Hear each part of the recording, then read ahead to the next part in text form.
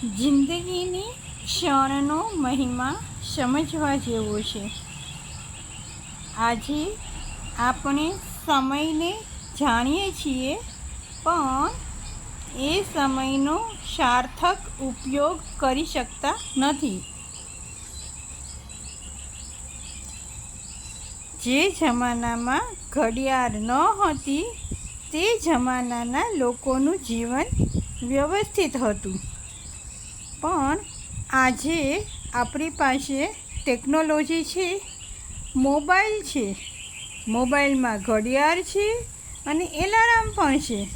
તેમ છતાં જીવન અસ્તવ્યસ્ત છે.